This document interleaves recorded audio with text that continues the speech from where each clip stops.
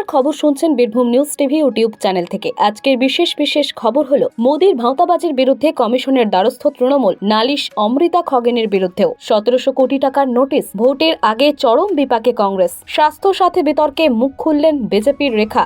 অভিযোগ দায়ের তৃণমূলের দেবাংশুর বিরুদ্ধে। জয়ের লক্ষ্য নিয়ে আজ শুক্রবার নামছে কেকেআর আরসিবি।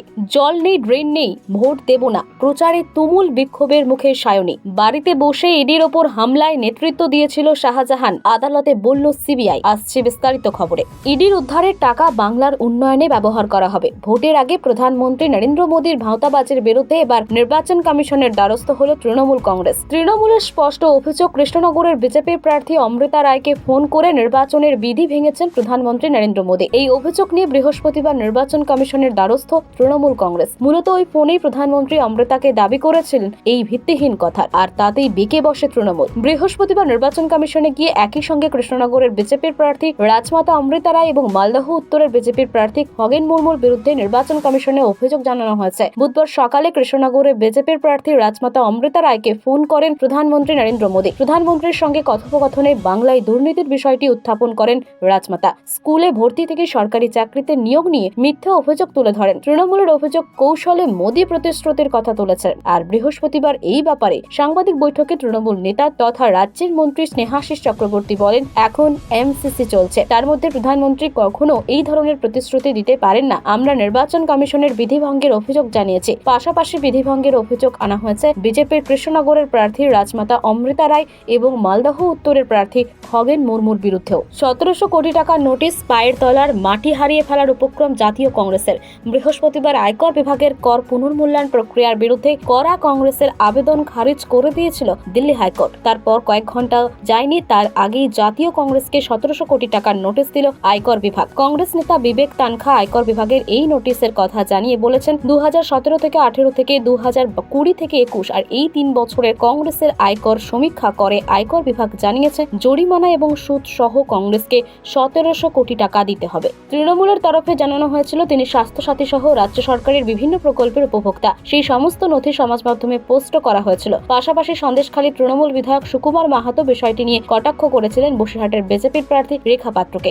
এবার তা নিয়ে পাল্টা প্রতিক্রিয়া জানালেন রেখা। প্রশ্ন তুললেন, স্বাস্থ্য সাথী কার্ড দিয়েছে বলেই কি সবাইকে তৃণমূলের করতে হবে? একই সঙ্গে বিজেপি বিষয়টি জানিয়েছে নির্বাচন কমিশনকে। পাশাপাশি তমলুকের তৃণমূল প্রার্থী দেবাংশু ভট্টাচার্যের নামে রেখার আইনজীবীর তফসিলি কমিশন এবং মহিলা কমিশনেও লিখিত অভিযোগ দায়ের করেছেন। বুধবার দিনভর সন্দেশখালীতে প্রচার করেন রেখা। তারপর তিনি গিয়েছিলেন কল্যাণীতে। সেখানকার এমসে ভর্তি ছিলেন তার কন্যা, আর সেখানে গিয়ে রেখাও অসুস্থ হয়ে পড়েন। বুধবার রাতেই তাকে ছেড়ে দেওয়া হয় এমস থেকে।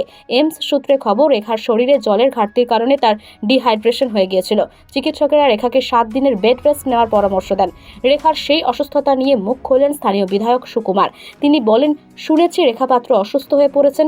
মাননীয় মুখ্যমন্ত্রীর স্বাস্থ্য সাথী কার্ড রেখা পাত্রের আছে। শুধু তাই নয়, রেখা পাত্র লক্ষ্মীর ভান্ডারও পান। আমাদের দিদির সব প্রকল্প রেখা পাত্র পান।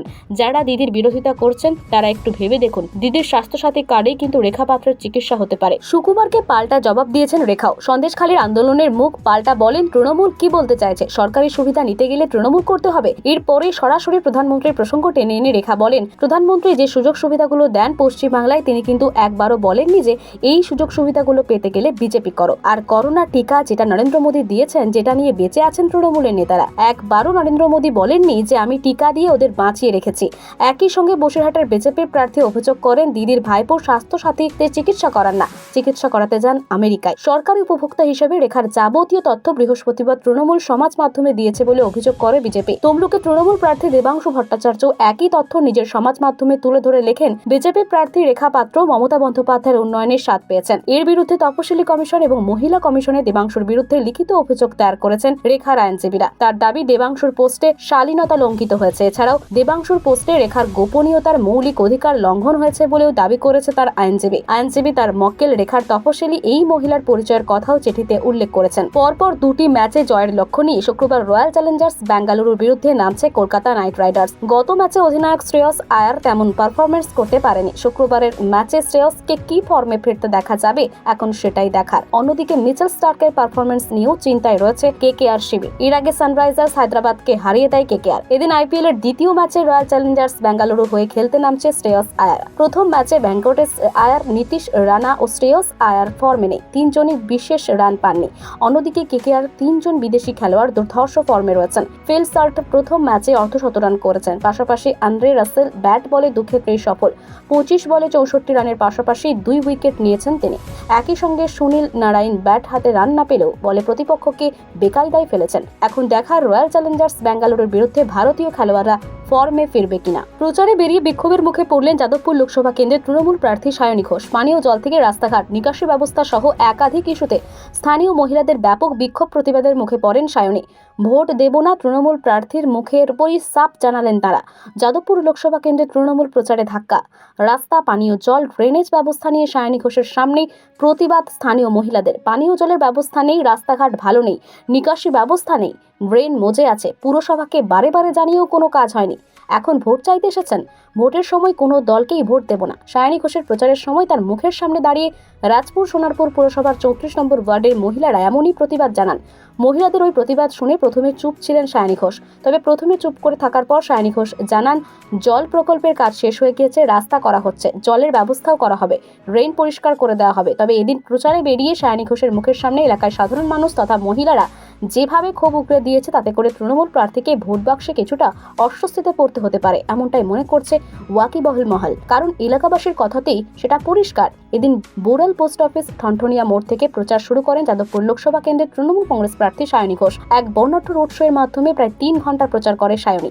রাজনীতি আর রাজনৈতিক সংঘর্ষ এই জেলাকে সবসময় সরগরমে রাখে। আর সেই মুর্শিদাবাদ এবারও বঙ্গের লোকসভা ভোটের অন্যতম আলোচনার কেন্দ্র।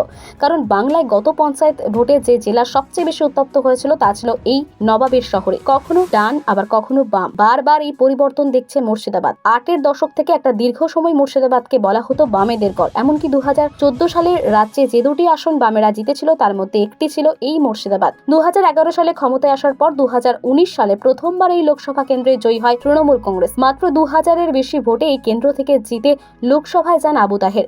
এবারও তার উপরেই আস্থা তৃণমূলের। তবে এবার চমক, এই কেন্দ্র থেকে বাম প্রার্থী সিপিএম এর রাজ্য সম্পাদক মোহাম্মদ সেলিম। বামেরা প্রার্থী দেওয়ার আগেই অবশ্য এই কেন্দ্রে প্রার্থী দিয়েছে আইএসএফও। ফলে এবার মুর্শিদাবাদের লড়াই চতুর্মুখী। গত বিধানসভা ভোটে এই জেলায় 7 বিধানসভার মধ্যে বর্তমানে 6টি তৃণমূলের দখলে, একটি আসন রয়েছে বিজেপির কাছে। রাজ্যের তৃতীয় দফা ভোটে এই কেন্দ্রের সঙ্গে উপনির্বাচনের জন্য ভোট নেওয়া হবে ভগবান গোলায়। 2004 সালের আগে পর্যন্ত মুর্শিদাবাদ জেলার জঙ্গিপুর লোকসভা কেন্দ্র ছিল আর 5টা লোকসভা কেন্দ্রের মতোই। কখনো কংগ্রেস আবার কখনো দীর্ঘ সময় এই কেন্দ্র থেকে জিতে সংসদে গিয়েছেন বাম প্রার্থীরা। কিন্তু 2004 সালে এই কেন্দ্র হয়ে গিয়েছিল রাজ্যের সবচেয়ে হাই প্রোফাইল কেন্দ্র। কংগ্রেসের টিকিটে এই কেন্দ্র থেকে জিতে প্রথমবার সংসদে গিয়েছিলেন প্রয়াত প্রণব মুখোপাধ্যায়। জঙ্গিপুর থেকে 2 বার সাংসদ হয়েছিলেন তিনি। রাষ্ট্রপতি হওয়ার পর এই কেন্দ্রের উপনির্বাচনে জয়ী হন তার ছেলে অভিজিৎ মুখোপাধ্যায়। 5 বছর আগে এই কেন্দ্রের তৃতীয় হয়েছিলেন তিনি। বিজেপির মাহফুজা খাতুনকে হারিয়ে জয়ী হন তৃণমূলের খলিলুর রহমান। এবার জঙ্গিপুরের লড়াই ত্রিমুখী। কংগ্রেসের প্রার্থী মোর্তাজা হোসেন এবং বিজেপির প্রার্থী ধনঞ্জয় ঘোষ। লোকসভার লড়াইয়ে তারা দুজনেই নতুন মুখ। 2021 সালে বিধানসভা ভোটে 7 কেন্দ্রের মধ্যে 7টি জিতেছিল তৃণমূল কংগ্রেস। সম্প্রতি সাগরদিঘি উপনির্বাচনে বাম কংগ্রেসের জোট প্রার্থী হিসেবে বিধানসভায় জিতেছিল বাইরন বিশ্বাস। কিন্তু গত বছর পঞ্চায়েত ভোটের আগে তৃণমূলে যোগ দিয়েছিলেন তিনি। ফলে এবার জঙ্গিপুরে কি সমীকরণ হবে তার জন্য অপেক্ষা রাজ্যের তৃতীয় দফার ভোটের দিন পর্যন্ত। মুখ্যমন্ত্রী মমতা বন্দ্যোপাধ্যায়ের মৃত্যু কামনা করছেন বলে অভিযোগ তুলে পূর্ব মেদিনীপুরের তমলুকের বিজেপি প্রার্থী অভিজিৎ গঙ্গোপাধ্যায়ের বিরুদ্ধে সরব হয়েছে তৃণমূল। কলকাতা হাইকোর্টের প্রাক্তন বিচারপতি অভিজিতের বিরুদ্ধে নির্বাচন কমিশনে অভিযোগ দায়ের করার প্রস্তুতি শুরু করে দিয়েছে শাসক দল। এই পরিস্থিতিতে অভিজিৎ দাবি করলেন তিনি মোটেই মুখ্যমন্ত্রীর মৃত্যু কামনা করেননি। তার মন্তব্যের ভুল ব্যাখ্যা করা হচ্ছে। বৃহস্পতিবার সমাজ মাধ্যমে ছড়িয়ে পড়া একটি ভিডিওতে অভিজিৎকে বলতে শোনা গিয়েছে, মমতা বন্দ্যোপাধ্যায়ের মনে হচ্ছে মৃত্যু ঘণ্টা বেজে গিয়েছে।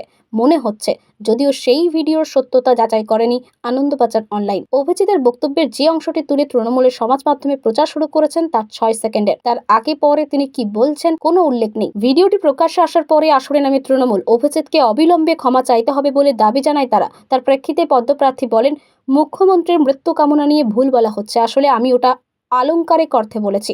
অভিজিতের মন্তব্যের প্রেক্ষিতে রাজ্যের শিল্পমন্ত্রী শশী পাজা বলেছেন, বিজেপির দিলীপ ঘোষ এবং অভিজিৎ গঙ্গোপাধ্যায়ের মধ্যে প্রতিযোগিতা শুরু হয়েছে। কে কত নিম্ন রুচির পরিচয় দিতে পারেন সেই প্রতিযোগিতায় নেমেছে বিজেপি প্রার্থীরা। কি অবস্থা, এরা এখন মমতা বন্দ্যোপাধ্যায়ের মৃত্যু কামনা করছে। তার প্রেক্ষিতে অভিজিৎ বলেন, এটা তো কোনো ব্যক্তি মানুষের মৃত্যু প্রসঙ্গে আমি বলিনি, আমি তার দলের মৃত্যুর কথা বলেছি। যেখানে আমি বলেছি যে মৃত্যু ঘণ্টা বেজে গিয়েছে, তবে কথাটা বলাই একটাই ফাঁক ছিল।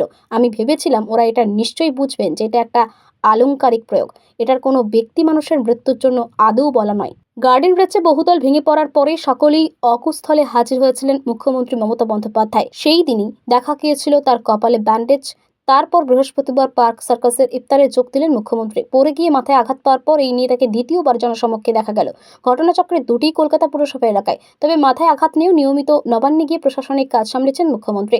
খবর এখনকার মতো এই পর্যন্তই। সঙ্গে থাকুন, সাথে থাকুন। নিয়মিত খবর শোনার জন্য সাবস্ক্রাইব করুন। ধন্যবাদ।